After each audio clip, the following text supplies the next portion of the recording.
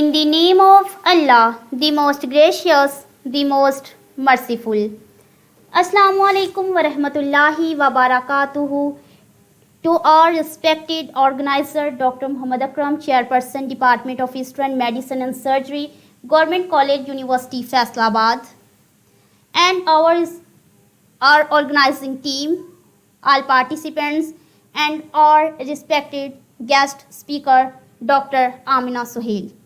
I hope you are all well, inshallah. Firstly, I am really thankful to Dr. Muhammad Akram, Chairperson, Department of Eastern Medicine and Surgery, Government College, University, Faisalabad, for struggle for the bright future of Department of Eastern Medicine and Surgery. And we are really thankful to Dr. Muhammad Akram for organizing this informative webinar entitled Obesity and Hormonal Disorders and the Ways to Cure PCOS and Obesity through Lifestyle Management. We should always thankful to Allah Almighty who created us in a Muslim family. The words of Surah Al-Rahman of Holy Quran, فَبِأَيِّ آلَاءِ رَبِّكُمَا تُكَذِّبَانِ. Translation of this verse is, then which of favors of Lord will you deny? Quran हमसे बार बार सवाल करता है तो तुम अपने रब की कौन कौन सी नेमत को चुटलाओगे? We are the followers of Prophet Muhammad, who is the last prophet of Allah, and Allah has sent down to him a book which is source of guidance, in which there is no doubt. The verse of Holy Quran of Surah Al-Anbiya verse 10 and translation of this verse is, indeed, we have sent down for you, O mankind, a book, the Quran, in which there is dhikrukum, your reminder or an honor for you. Honor for the one who follows the teaching of the Quran and acts on its teachings, will you not understand? What a beautiful words of Allama Muhammad Iqbal, our national poet and the poet of East. Quran में हो गोताए जन ए मर्दे मुसलमा, कुरान में हो गोताए जन ए मर्दे मुसलमा, अल्लाह करे तुझको अता जिद्दत करदार. Now recitation of Holy Quran. औज़ु बिल्लाहि मिनश शैतानिर रजीम. बिस्मिल्लाहिर रहमानिर रहीम. रब्बिश्रह ली सदरी वयस्सिर ली अमरी वहलुल उक़दतम मिन लिसानी यफ़क़हू क़ौली. सदक़ल्लाहुल अज़ीम. जज़ाकल्लाह. मैं पनाह मांगती हूँ अल्लाह की शैतान मरदूद से. शुरू करती हूँ अल्लाह के नाम से जो बड़ा मेहरबान और नहायत रहम करने वाला है.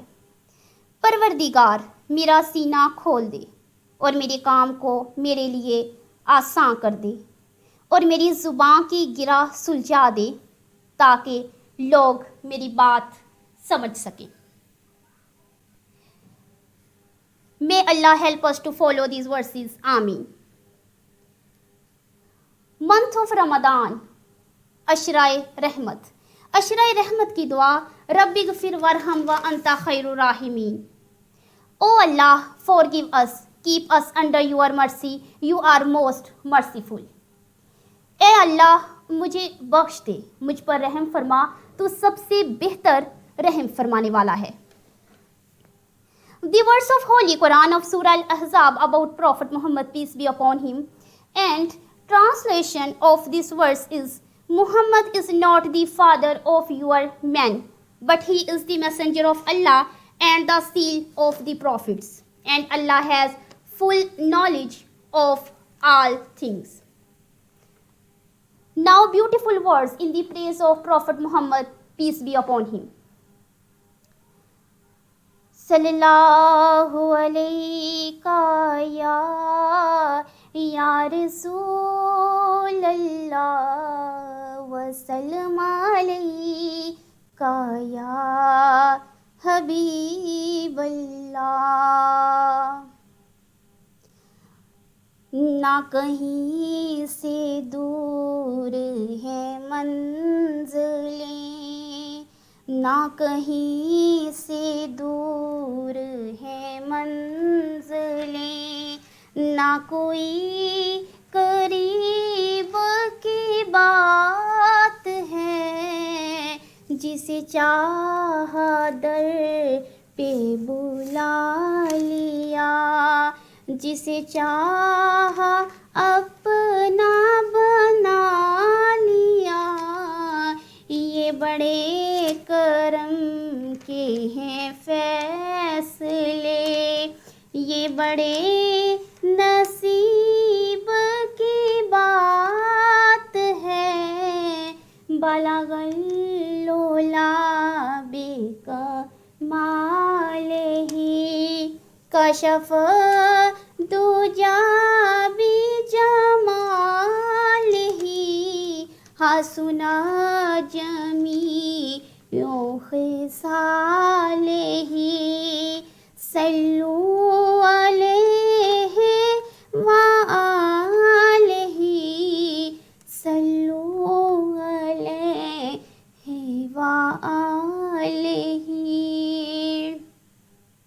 मैं बहक सकूं ये मजाल क्या, मैं बहक सकूं ये मजाल क्या, मेरा रहे नुमा कोई और है, वो रऊफ है, वो रहीम है, वो हबीब रब्बे करीम है। उन्हें फिक्र है मेरी आपकी, उन्हें चाहता कोई और है।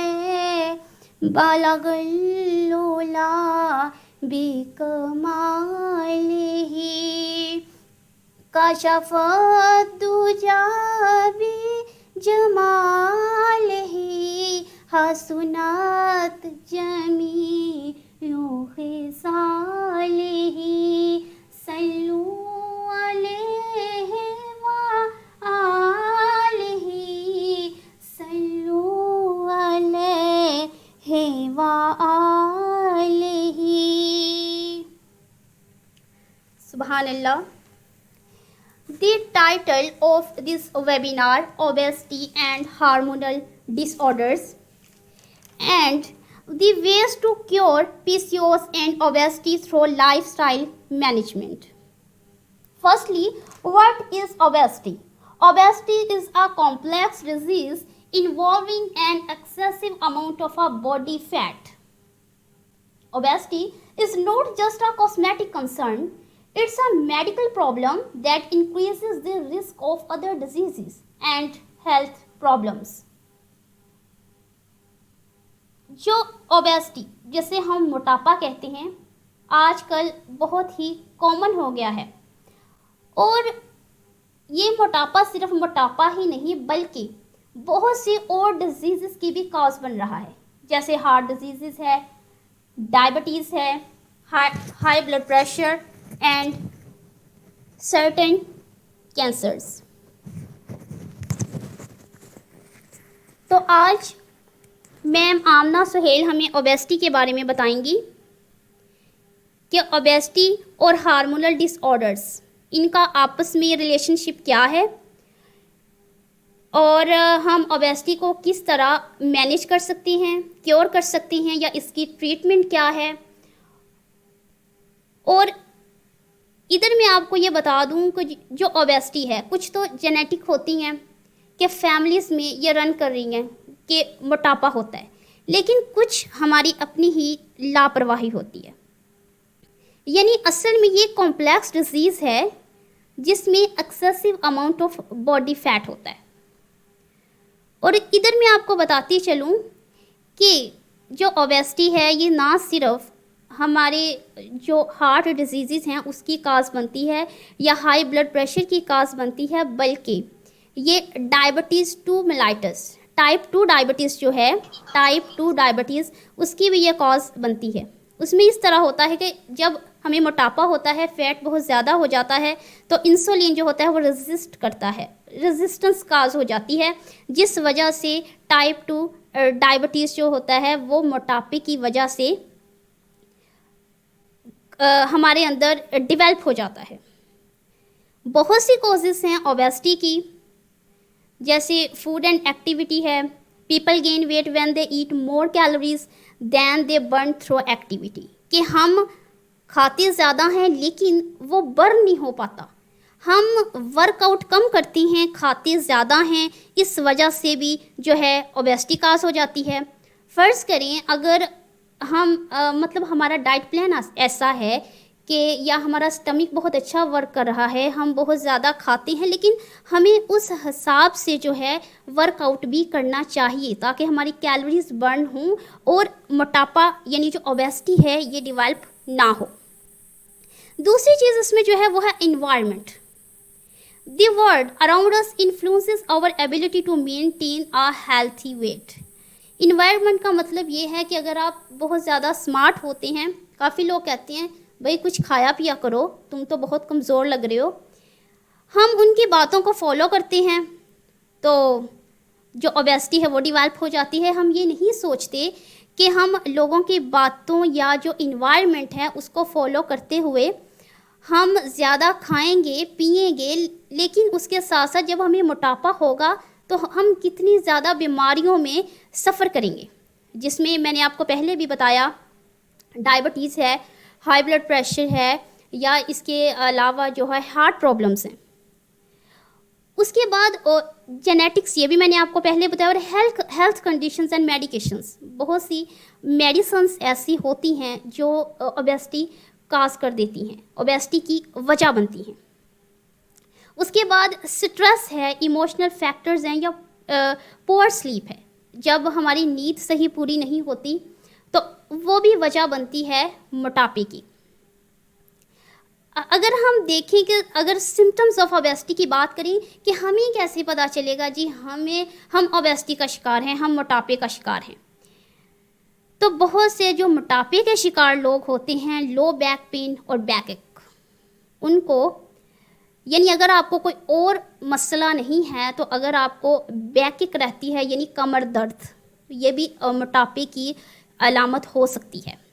Feeling tired all the time, आपने देखा होगा कि जो लोग मोटापे का शिकार होते हैं, जिनको ओबेसिटी होती है, वो थके थके रहते हैं, वो उतने एक्टिव नहीं होते जितने कि वो लोग हैं जो स्मार्ट होते हैं, स्लिम एंड स्मार्ट होते हैं। जो स्लिम एंड स्मार्ट पीपल होते हैं वो अक्सर वो आपको एक्टिव ही नज़र आएंगे, लेकिन जो मोटापे के शिकार लोग हैं वो आपको एक्टिव नहीं नज़र आएंगे, वो थके थके नज़र आएंगे। बल्कि कुछ तो लोग ऐसे होते हैं जो मोटापे के शिकार लोग, जब वो बोलते हैं तो ऐसे लगता है कि उनका सांस फूल रहा है, तो ये भी एक मोटापे की अलामत है। उसके बाद हैवी स्वेटिंग, कुछ मोटापे के लोग उनको हैवी स्वेटिंग होती है, पसीना बहुत ज़्यादा आता है।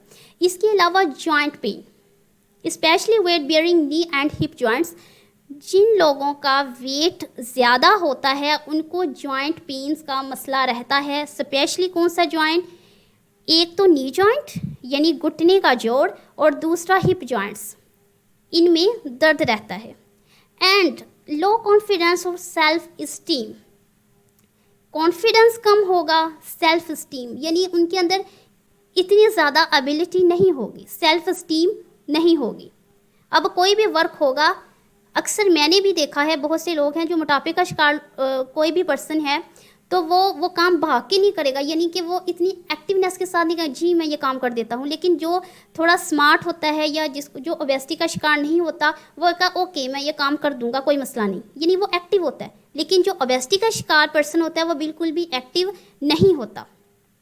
शॉर्टनेस ऑफ ब्रीदिंग, ये मैंने पहले भी आपको बताया कि जो मोटापे का शिकार पर्सन होगा उसकी ये एक जो सिम्टम में आएगा कि वो जब भी बात करेगा उसका सांस फूलेगा। एंड उसके बाद इसमें है स्नोरिंग, यानी मोटापे के शिकार लोग, आपने अक्सर खुद भी देखा होगा कि ये लोग खराटे लेते हैं, ये भी एक सिम्टम हो सकती है। वैसे तो ओबेसिटी के जो लोग हैं हमें देखने में पता चल जाता है कि ये मोटापे के शिकार हैं, लेकिन मैंने कुछ सिम्टम्स बता दी हैं। लेकिन अस्सलाम वालेकुम। अस्सलाम वालेकुम मैम। डॉक्टर इस्मा मैम हाजिर है, आप इनवाइट करिए। Thank you so much, Dr. Amna Sohail, specialized in treating hormonal disorders, fertility issues, and obesity in teens and adults. Thank you so much, ma'am, for joining us, for your precious time you have given us. Ma'am, please turn on your mic, please. I hope, ma'am, your each and every word about this important topic will be informative, precious, and beneficial for all participants. And the title of this webinar, obes- welcome, ma'am, again. The title of this webinar, Obesity and Hormonal Disorders and the Ways to Cure PCOS and Obesity Through Lifestyle Management. Please, ma'am, start and share your knowledge about this informative topic. Please, ma'am, start and continue. Thank you. It's an honor to be here. Assalamu alaikum to all of you. I hope आप सबको मेरी clearly आवाज आ रही होगी. Yes, ma'am. जी Well, आवाज आ starting रही है with बेटा। starting with the topic और मैं एक typical जो है वो PowerPoint presentation को यहाँ present करके फिर उसे read करके आप सबको बोर नहीं करना चाह रही. तो what I thought is to share my knowledge with all of you.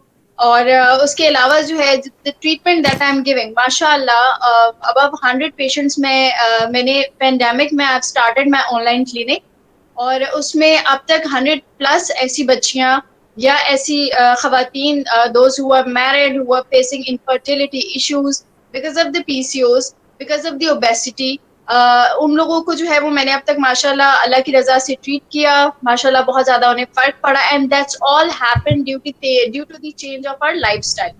तो moving to the topic now पहले डिस्कस करते हैं what obesity is all about. और जी ओबेसिटी आम जबान में अगर मैं उससे कहूँ तो वो ये है कि हमारे फैट परसेंटेज का लेवल एक हमारे रिक्वायर्ड लिमिट से ऊपर चला जाना इज कॉल्ड ओबेसिटी. अगर मैं एक बुकिश डेफिनेशन आपको कह दूं तो obesity is a complex disorder involving an excessive amount of body fat percentage and it's not just a cosmetic concern. I must say कि आपने बस अच्छे लगना है तो इसीलिए आपको पतला होना चाहिए. It's also a medical condition that can even trigger hypertension in your body, that can increase your heart diseases risk.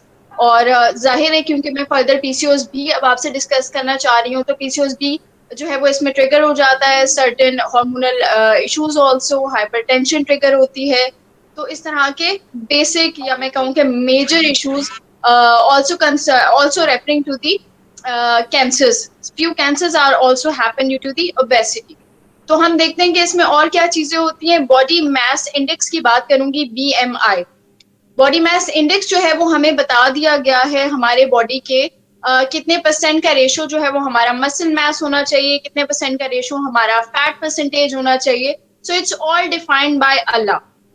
अब हमें देखना है कि वो क्या है. अगर starting from the minimum most percentage 18.5. अगर आप 18 को अपने माइंड में रखते हैं इफ इट्स लेस देन 18 तो अगर आपका BMI लेस देन 18 फॉल करता है तो you are an underweight person. अगर ये रेशो आपकी 18 to 24 के बीच में, ये मैं यंग इंडिविजुअल्स की बात कर रही हूँ, अगर मैं स्टार्ट करूँ इसे एक टीन एज से लेकर जाकर हम अडल्टहुड 45 की एज तक लेकर जाते हैं, फिर 45 के बाद हमारा जो रेशोज है वो थोड़ा सा चेंज होता है. Because I am not only discussing obesity here, मैं मैं पैरेलल इसके जो है वो पीसीओएस भी डिस्कस कर रही हूँ. तो मैं इसी एज ग्रुप को प्री मेनोपॉजल एज ग्रुप को ही यहाँ टारगेट करने वाली हूँ. और इसमें फिर एक और चीज क्या है 25 to 29% तक अगर आप जाते हैं तो फिर यहाँ से आप हो जाते हैं ओवरवेट. और अगर 30% से आप इंक्रीज कर रहे हैं so now you are obese. तो यहाँ से आपका कंसर्न बढ़ जाना चाहिए कि अब आपको इसे कम करना है और कैसे कम करना है. अच्छा जी, तो फिर और मजीद हम इसे देखते हैं कि मैंने इसको जो है वो थ्रू लाइफस्टाइल किस तरह चेंज किया. बहुत सी बेसिक चीजें, बहुत बहुत सिंपल सी चीजें वन शुड स्टार्ट डूइंग. अगर तो वो किसी भी डिजीज के अंडर नहीं आ रहे, कोई भी उनको पैथोलॉजी नहीं है, इज ओनली ओबीस, तो मेरे ख्याल से सबसे पहले आपका कंसर्न ये होना चाहिए कि go to a physician and check for yourself. आपका BMI क्या है, आपका बॉडी फैट परसेंटेज क्या है. One should know about their body कि उनकी बॉडी में चल क्या रहा है. They should check for the diabetes, they should check for the hypothyroidism. अपना प्रॉपर थायराइड प्रोफाइल करवाएं. आप अपने पेशेंट को कहेंगे जी आपने प्रॉपर थायराइड प्रोफाइल अपना करवाना है. That's what I do. फिर moving to the next thing, I am sorry थोड़ा सा डल हो रही हूँ, जस्ट आप सबने अभी इफ्तार किया होगा तो वेल जस्ट फिर नेक्स्ट हम उसमें ये क्या करते हैं कि I always suggest all my patients कि आप लोग कार्डियक एक्टिविटीज की तरफ ज्यादा जाए। कार्डियक एक्टिविटीज हमारी सबसे ज्यादा जो है वो हमें हेल्प आउट करती हैं लूजिंग फैट परसेंटेज। वरना इन दी एंड हमारे पास क्या ऑप्शन रह जाते हैं कि हमें फिर जाके जी एंटी ओबेसिटी मेडिसिन लेनी पड़ेंगी, या हमें डिफरेंट सर्जरीज का, बेरियाट्रिक सर्जरीज का हमें सहारा लेना पड़ जाता है। मेरे साथ एक फीमेल जो है, मेरी एक पेशेंट रही and her weight was 220 kgs, not lbs, 220 kgs। और उनका जो है वो, क्योंकि अब आपको पता है कि इसमें बेसिक्स क्या होती है, हमारी फैमिली हिस्ट्री बहुत ज्यादा मैटर करती है, इनहेरिटेंस बहुत ज्यादा मैटर करती है। अगर आपके फैमिली में ही एक वो पूरा चला आ रहा है ओबेसिटी का, ओबीज लोग ही चले आ रहे हैं, your mother, your grand parents, your father, your siblings, everybody, तो फिर ये थोड़ा सा मुश्किल हो जाता है आपको इस चीज को कोप अप करना। लेकिन हर पेशेंट को मैं यही समझाती हूँ कि आप लोग इसे अपने फ्यूचर जनरेशन को गिफ्ट मत दीजिए। Kindly stop this thing here, this is the right time. आपके साथ हो गया, आप क्योर कर लेंगे तो आपके फ्यूचर जनरेशन को यू कैन सेव। वरना आपका इंसुलिन लेवल टारगेट हो रहा है और हाइपर इंसुलिमिया हो रहा है, आपको हाइपरथायरॉयडिज्म हो रहा है, हाइपोथायरॉयडिज्म हो रहा है, तो बहुत सारे सेवरल डिजीजेस इसके अंदर इन्वॉल्व हो जाते हैं। So better to save a life in time. तो उसमें ये होता है कि मैं कार्डियक एक्टिविटीज उनको बहुत ज्यादा, वेदर 45 मिनट्स का वो आउटडोर, अब यहाँ मैं साइड बाय साइड ट्रीटमेंट्स बताती हूँ कि 45 मिनट्स का मिनिमम मोस्ट, चाहे वो आउटडोर रनिंग करते हैं, वॉक करते हैं, एक्सरसाइजेस करते हैं, वेदर वो अपने रूफ टॉप पे करते हैं, whether they are using treadmill, whether any sort of cardio activity जो उनको पसंद हो, मैं I do prescribe them the exercises as well कि ये एक्सरसाइजेस आपके लिए अच्छी हैं, काइंडली यही कीजिए। बिकॉज बहुत सारे ऐसे लोग हैं जो इतने ज्यादा ओवरवेट हों और फिर उनको कुछ ना कुछ स्पाइनल इश्यूज भी होते हैं, किसी को नीज के इश्यूज होते हैं, तो उनको वहां उसी लेवल पे हम लोग सजेस्ट करते हैं कि आपको क्या करना चाहिए। तो पहली चीज हमारी ये हो गई कि हमें एक्सरसाइजेस में किन चीजों की हेल्प लेनी चाहिए। और सेकंड और most major thing, it's not 1 hour that you do your exercise, it's rest of the 23 hours how you spend your time। उन 23 घंटों में अगर आप अपनी लाइफस्टाइल को मैनेज नहीं कर रहे तो फिर आप खसारे में, आपकी एक्सरसाइज करने का कोई फायदा नहीं, आपका स्ट्रेस लेने का कोई फायदा नहीं। और फिर वो जो अभी मैं देख रही थी कि डॉक्टर साहिबा बता रही थी कि जी एक सोशल एम्बेरसमेंट भी कॉज होती है। तो फॉर श्योर कि हमारा तो माशरा वक्त के साथ बड़ा मॉडर्न होता जा रहा है, तो एक सोशल एम्बेरसमेंट तो इसमें कॉज होना बनती है। और everybody like you know surgeries ली जा रही हैं, खूबसूरत हुआ जा रहा है, वो तो फेक एक ब्यूटी हमारी सोसाइटी में आ चुकी है। तो हमें तो अपने इन चीजों को बैलेंस करना है। Moving to the diet plans, के जो डाइट प्लान्स में मैं सजेस्ट करती हूँ उसमें बेसिक चीज ये है कि हमें अपने कार्बोहाइड्रेट्स को मैक्सिमम कट ऑफ करना, हमें शुगर इनटेक को मैक्सिमम कट ऑफ करना है। अब किस तरह करेंगे, कुछ ऐसे लोग हैं जो इस चीज को नहीं बेचारे कर पाते, they're dying to have roti all the time, they're dying to have rice all the time। तो आपको क्या करना है कि उसकी ऑल्टरनेटिव सोर्स देनी है। हम हमेशा उन्हें ग्रेजुअल लेके चलते, उनकी आदतों को हम आहिस्ता आहिस्ता चेंज करते हैं। स्लीप पैटर्न्स अगर उनके ठीक नहीं है, I work on their sleep patterns. आप उन्हें बताइए कि जी 8 घंटे की, 6 से 8 घंटे की मिनिमम स्लीप होनी चाहिए। वाटर इनटेक अच्छा नहीं है, 2 से 2.5 लीटर कम से कम उनका वाटर इनटेक होना चाहिए। तीसरी चीज, अगर वो अपना लाइफस्टाइल, एक डाइट अपनी मेंटेन नहीं कर रहे, नहीं छोड़ सकते रोटी, तो 2 दिन के बाद एक बार रोटी खा लें, वो भी डिनर में ना खाएं, लंच में खा लें, लंच में ना खाएं, ब्रेकफास्ट में। Why breakfast and lunch? Because हमारा दिन थोड़ा सा प्रोडक्टिव रहता है, हम सारा दिन कुछ ना कुछ एक्टिविटी रखते हैं। जो रात के खाने में हम खाते हैं वो फिर हमारा जाके डायरेक्टली हम उसको एनर्जी की सोर्स तो हमारी बनी नहीं ना, हमने उसको एनर्जी के तौर पे तो यूटिलाइज किया ही नहीं, हम तो सो गए खा के। तो जब हमने एनर्जी नहीं उससे प्रोड्यूस की तो फिर उसने तो जाके हमें हार्म करना है, फिर उसी ने हमारी बॉडी में फैट डिपॉजिट करना है। So that's the basic thing कि अगर आप उन्हें रिड्यूस करवाने हैं तो आप उनके कार्ब्स को कट ऑफ कीजिए, और रात को एटलीस्ट आप उन्हें रोटी, चावल, इस तरह के जो भी मेजर सोर्सेज ऑफ कार्ब्स हैं आप उन्हें यूज करने से मना करेंगे। Now moving to the next thing, PCOS, polycystic ovarian syndrome. क्यों मैंने ये टॉपिक चूज किया, ओबेसिटी एंड पीसीओएस एक साथ? मैं ये बता दूं कि जो ओबेसिटी रेशो है वो अब दुनिया में बहुत बढ़ता जा रहा है। पहले इट यूज्ड टू बी 5 से 10%, अब ये तकरीबन 30% तक हमारी पॉपुलेशन में आ चुका है, ओवरऑल अराउंड द ग्लोब में बात कर रही हूँ। और हमारे लोगों में अभी मैं कहूंगी कि सेफ साइड है कि इट्स ओनली 15 to 20%। और 15 to 20% में भी जो मेजर हमारी परसेंटेज आती है वो हमारे टीनेजर्स की आती है। Why teenagers? Because of the junk food. अब मैं वो एक चीज थोड़ा लाइटर मोड पे कह दूं कि हम जंक फूड इसे इसलिए कहते हैं कि जंक का मतलब होता है ट्रैश, कचरा। तो अब जब एक फूड को हम कहते ही कचरा है, जंक इन मॉडर्न लैंग्वेज, तो फिर जब आप उसे अपनी बॉडी में डालेंगे तो वो आपको फायदा तो नहीं देगा, वो तो खुश और आपको नुकसान देने वाला है। तो फिर पीसीओस और ओबेसिटी का जो एक कनेक्शन है वो ये है, बिकॉज जो एक्चुअल कॉज है पीसीओस की वो डिफाइंड नहीं है अब तक। तो हम पीसीओस और ओबेसिटी को वाइस वर्सा कहते हैं। We can't still define that whether the PCOS are due to the weight gain or weight gain is due to the PCOS. Moving to the definition of the PCOS, polycystic ovarian syndrome is the most common endocrine abnormality in reproductive aged women, affecting approximately 5 to 10% of our total population. ये मैं Pakistani population की बात कर रही हूँ। और again जो इसके सिम्टम्स हैं वो स्टार्ट होते हैं हमारे इरेगुलर मेंस्ट्रुएशन की वजह से। सेकंड, हम यहाँ से अब हमें पता चल रहा है कि जी सिम्टम्स कहाँ से हमारे आए, ठीक है। First thing irregular menstruation, second thing हमारी ओबेसिटीज के अंदर आ जाती है, थर्ड फिर अब इससे पैदा होने वाले इश्यूज आ गए हमारे, जैसे कि acne, oily skin, dandruff, hirsutism का प्रॉब्लम है क्योंकि टेस्टोस्टेरोन का लेवल बढ़ रहा है। खवातीन के चेहरे पे, चेस्ट पे, बॉडी के ऐसे एरियाज जहां हमारे लिए बाल होना बहुत कॉमन चीज नहीं है, वहां बालों का पैर हो जाना, दैट्स कॉल्ड हिर्सुटिज्म। तो हिर्सुटिज्म का इशू होता है उन्हें, सर्दी गर्मी हर तरह से उन्हें डैंड्रफ एक्सेसिव होता है।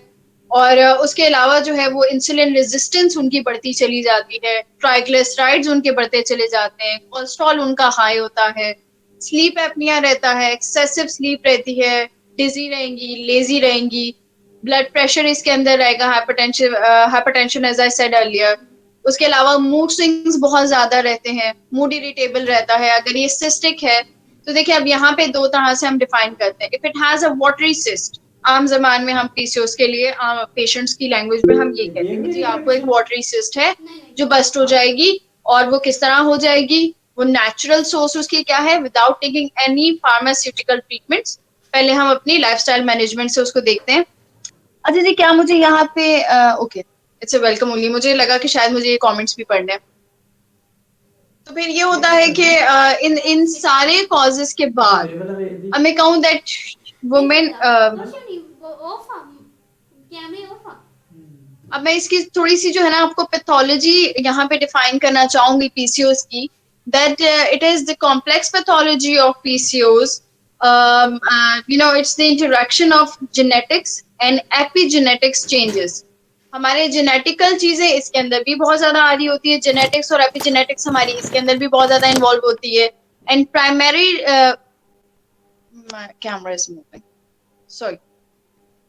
सो प्राइमरी ओवेरियन एबनॉर्मेलिटीज इसमें आएंगी, इसमें न्यूरो एंड्रोजन ऑल्टरनेशंस आते हैं, एंडोक्राइन इश्यूज आते हैं, मेटाबॉलिक मॉडिफिकेशंस आती हैं, सच एज एंटी मोलेरियल हार्मोन्स जो इनफर्टिलिटी तक कॉज करते हैं हमारे अंदर। उसके अलावा इंसुलिन रेजिस्टेंस की बात करूंगी, एडिपोसिटी की बात करूंगी, एडिनो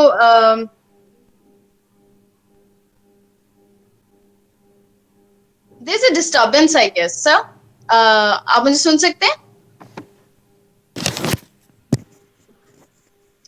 सर? आप मुझे सुन सकते हैं? Yes, जी yes. जी बेटा, कोई डिस्टर्बेंस नहीं है। मेरी स्क्रीन ब्लर हो गई है सारी। नहीं, आपकी आवाज भी आ रही है और पिक्चर भी आ रही है, आप बोलती रहे। ठीक है। अच्छा, last but not the least, adipose levels जो है हमारे वो इंक्रीज होते हैं। हार्मोन्स इसमें हम देखेंगे कि कौन से इन्वॉल्व हैं। तो हार्मोन्स इसमें एंड्रोजन इन्वॉल्व है, जैसे कि टेस्टोस्टेरोन की मैंने अर्लियर बात की थी। उसके अलावा एलएच का लेवल होता है, ल्यूटिनाइजिंग हार्मोन्स आ जाते हैं। एफएसएच का लेवल होता है, फॉलिक्यूलर स्टिमुलेटिंग हार्मोन्स आ जाते हैं। उसके अलावा एस्ट्रोजन है, प्रोजेस्टेरॉन है, इंसुलिन, जैसे कि मैंने इंसुलिन की बात ओबेसिटी में भी की और इंसुलिन की बात में यहाँ भी करूंगी। दैट्स द रीजन के इंसुलिन का जो एक हमारा रेजिस्टेंस बढ़ता है, वहीं से जो है वो हमारा फैट डिपॉजिट होना शुरू हो जाता है, वहीं से एक एक्चुअल पैथोलॉजी आना शुरू हो जाती है। और फिर यही है कि we won't be able to control that thing in our body. तो अब इसे हम किस तरह ट्रीटमेंट्स की तरफ आते हैं, दोनों के एक आई होप मैंने एक बेसिक सा स्ट्रक्चर इसका बिल्ड कर दिया है। मूविंग टू दी ट्रीटमेंट्स, पहली स्टेप तो हम वही लाइफस्टाइल मैनेजमेंट करेंगे, वही हम देखेंगे कि हमारे इनिशियल सिम्टम्स क्या है। तो सिम्टोमेटिक ट्रीटमेंट इसके अंदर होगा। अगर आपका वेट गेन हो गया तो फिर हमने पहले वेट्स को टारगेट कर, ठीक है। अब वही जैसे मैंने अर्लियर कहा कि through exercise, through diet plan. अब डाइट में हम यहाँ डेयरी अवॉइड करेंगे। मेन चीज जो मैं पीसीओ पेशेंट्स को कहती हूँ that's dairy, they should avoid the dairy products taking, वो इसे ट्रिगर करती है। उसके अलावा जो है वो हमारा व्हीट इनटेक, कार्ब्स इनटेक, वो फिर से उसका जो है वो इंसुलिन लेवल को जाके ट्रिगर करती है। तो डाइट में हमारी ये बेसिक 2 से 3 चीजें हैं जिन्हें पीसीओएस पेशेंट को थोड़ा सा कंट्रोल करना होता है। उसके अलावा जो है अगर मैं कहूँ कि फिजिकल एक्टिविटीज हो गई, अगर फार्मास्यूटिकल ट्रीटमेंट्स की तरफ आए तो उसमें जो हम मैं ग्रुप्स जो है वो सजेस्ट करती हूँ, उसमें आ जाता है एंटी ओबेसिटी मेडिसिन, मेटफॉर्मिन आ गई। और उसके अलावा जो है फिर अगर कुछ भी उसके अंदर इफेक्ट नहीं करा, एंटी ओबेसिटी में मैं कहूंगी कि ऑलिस्टैट्स वगैरह का एक ग्रुप होता है, we prescribe orlistat to the patient अगर उनके ऊपर लाइफस्टाइल मैनेजमेंट वर्क नहीं कर रही। उसके अलावा जो है इंसुलिन कंट्रोल के लिए हम दे देते हैं मेटफॉर्मिन वगैरह उनको। और बाकी उसके अलावा जो है बस these are the basic medicating issues. और अगर if nothing is working on them and if the patient is not willing कि उसको ट्रीटमेंट मिले, वो अपनी लाइफस्टाइल के साथ चेंज करे, तो फिर मैं कहूंगी कि जो फाइनल हमारे पास बैरियर रह जाता है वो बेरियारिक सर्जरीज रह जाती हैं, कि भाई लास्ट चीज उनके पास यही है। तो हम अगर चाहें तो थ्रू लाइफस्टाइल हम इन सारी चीजों को मैनेज कर सकते हैं। आजकल रमजान है, मैंने लास्टली एक वीडियो अपनी रिलीज की थी ऑन रमजान डाइट प्लान्स और रमजान लाइफस्टाइल। तो हमारा ये होता है कि आई बिलीव कि जो हमारी भूख है it's not here in our stomach, it's in our eyes. So we have to choose what to have for our body. हमें अपने पेशेंट को सबसे पहले काउंसिल करना है कि लाइफस्टाइल को चेंज करना उसके लिए कैसे बेनिफिशियल हो सकता है, and we are self has to be a role model for them. अगर आप बीइंग अ फिजिशियन बैठे हैं 30 की बीएमआई लेके, बॉडी मैस इंडेक्स लेके, तो आप जब अपने पेशेंट को बताएंगे कि जी आपका बॉडी मैस इंडेक्स जो है वो 30 पे गया, तो 100% मेरा हर पेशेंट मुझसे ये पूछता है कि ma'am what is your BMI. तो मुझे उनको बताना होता है कि जी माय बीएमआई इज 90। तो अभी my current BMI is 19। Well, तो it's quite healthy, it's pretty healthy, मैं एक एवरेज पॉपुलेशन के अंदर आ रही हूँ। और या उसके अलावा जब हम उन्हें फैट परसेंटेज कहते हैं कि जी आपकी फैट परसेंटेज बिलो 10 होनी चाहिए, और उनकी जा रही होती है 30, 40, 50 तक भी जा रही होती है, तो फिर they do ask you first कि अच्छा मैम आप बताइए या सर आप बताइए कि आपका जो है वो डॉक्टर साहब कितना फैट परसेंटेज है और आपकी अपनी लाइफस्टाइल। तो पहले तो आपको खुद एक रोल मॉडल बनना है फॉर योर पेशेंट्स, और फिर उसके बाद जो है वो आपकी बात सुनेंगे भी और उसको करेंगे भी। And I always personally provide them a complete diet plan, which is like professional उसमें that I call nutritional plan, की जिससे आपको एनर्जी भी मिलेगी, इससे आपका वेट लॉस भी होगा। फिर उनके लाइफस्टाइल मैनेजमेंट में उनके सर्टेन एक्सरसाइजेस, कार्डियक एक्टिविटीज उनकी कितनी होनी चाहिए, सो दैट अगर हाइपरटेंशन है तो रिजॉल्व हो।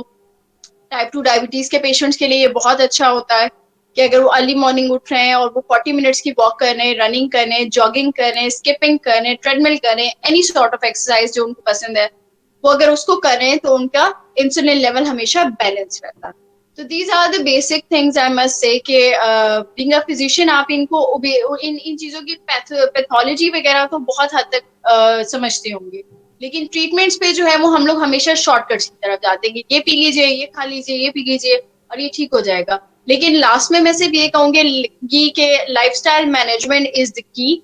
अगर हम उस चीज की तरफ जाते हैं तो we cure maximum diseases from our body. Thank you very much, it was a nice session with all of you. और मैं चाहूंगी कि आप में से कोई भी अगर मुझसे कोई क्लिनिकल लेवल पे क्वेश्चन करना चाहे तो I am there to answer. Thank you very much. Over to you sir.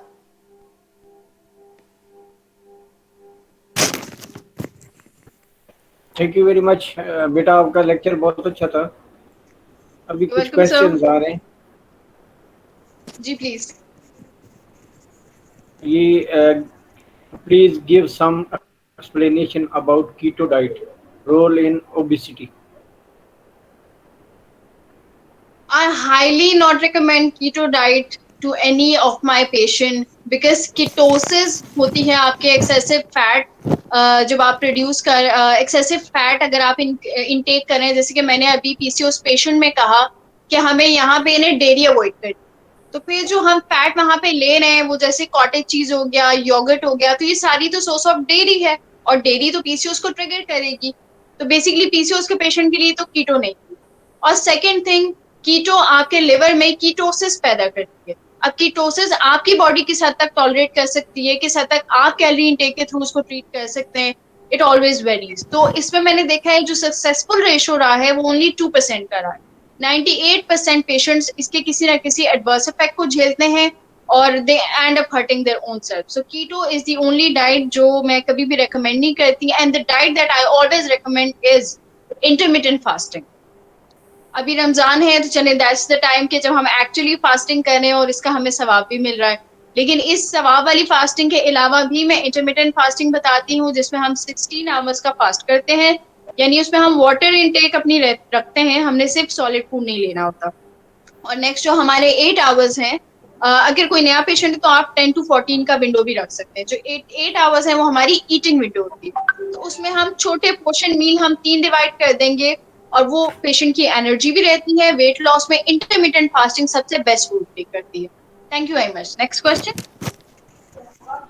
ये एक न्यू क्वेश्चन अपनी न्यू ईयर का है, इसमें how to check carbohydrate fat protein ratio through test. तो जी, जहाँ लिपिड तक प्रोफाइल करवाएंगे इसके लिए हम। हाँ, लिपिड प्रोफाइल हो जाएगी, कार्बोहाइड्रेट टेस्ट हो जाएगा, तो उसकी कोई रेशियो तो मेरे ख्याल में नहीं है।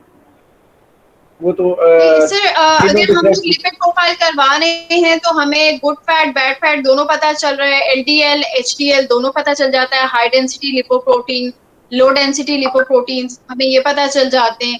फिर उसके बाद अगर हमें डायबिटीज फैमिली हिस्ट्री है तो HbA1c हमने करवा लिया, उसमें हमें अपने इंसुलिन लेवल्स का पता चल जाता है।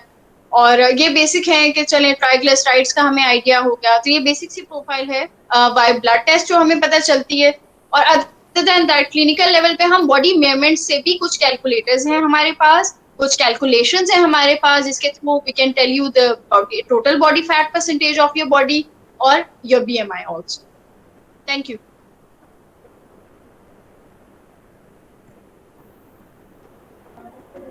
Yes please next.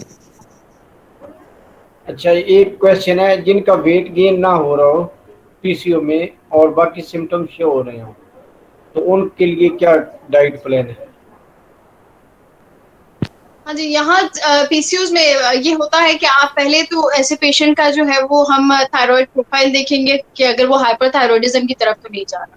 अगर वो पेशेंट हाइपरथायरॉयडिज्म की तरफ जा रहा है तो फिर दैट केस हम अगर मैं कहूँ कि फार्मास्यूटिकल ट्रीटमेंट्स की बात, तो उसके अंदर फिर हम उनका थायरोक्सिन के लेवल पे जाके ट्रीटमेंट करते हैं, और पैरेलल हम उसी तरह से उनको एक्सरसाइज और कार्डियक एक्टिविटी के साथ उनकी डाइट इनटेक के उनके मील्स इंक्रीज कर देते हैं, और सप्लीमेंट्स में हम उनको प्रोटीन लेवल इंक्रीज करते हैं, सो दैट वो अपना जो एक नॉर्मल वेट गेन है वो इजीली कर पाए। Next question. नेक्स्ट क्वेश्चन है मैडम कि आप अपना इंट्रोडक्शन करवा दें कि आप इस्लामाबाद क्या करती हैं, क्लिनिक है, क्या है, कैसे आना हुआ? नहीं जी, मेरी तो पास आउट होते साथ इस्लामाबाद हो गई शादी फर्स्ट थिंग। अच्छा। और सेकेंडली ये कि लास्ट 2.5 ईयर्स से मैं अपना जो है वो dogs health and wellness clinic के नाम से एक ओबेसिटी क्लिनिक रन कर रही हूँ, जहाँ टोटल एंडोक्रिनोलॉजिकल ट्रीटमेंट्स देती हूँ। मैंने आगे जो है वो अपना पोस्ट ग्रेजुएशन, अभी my thesis are going on, तो ये कंप्लीट नहीं हुआ है बस मेरा, but I am studying in MS community health and nutrition. और उसके अलावा जो है मैं UN एम्प्लॉय हूँ, I am a project coordinator.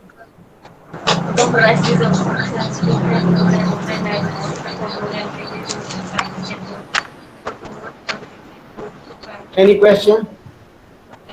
Ji please, any other question?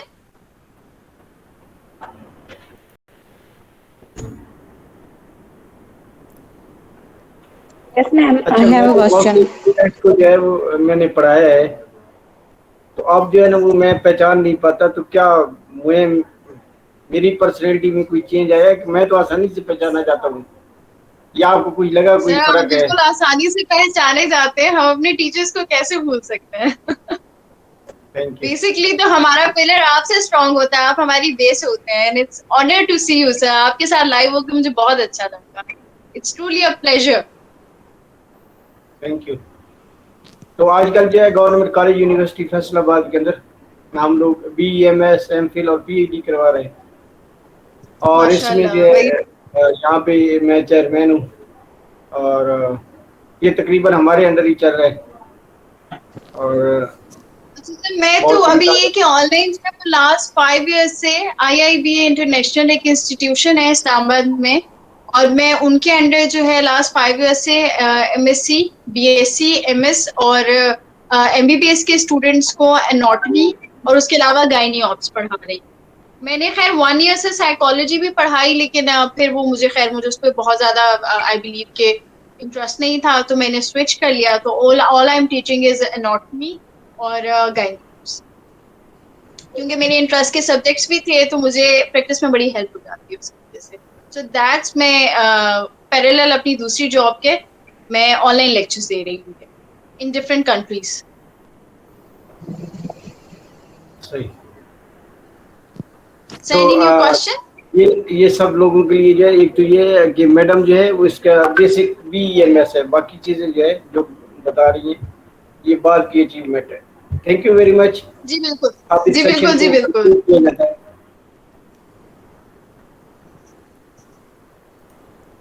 Sorry sir, मैं सुनी थी कि आप पार्टिसिपेंट्स किसी और का question? Okay, thank you so much, Dr. Amna Suhail, for joining us, for your precious time you have given us. Mashallah, great job. You have explained this topic very well, mashallah. Your each and every word was very precious, beneficial, and very informative for our participants. Thank you so much. And thanks to Dr. Muhammad Akram for organizing this informative webinar. And thank you so much all participants for joining us. Allah Hafiz. Allah Hafiz. Allah Thank you हाफिज़। very much everybody. Allah Hafiz. Jazakallah.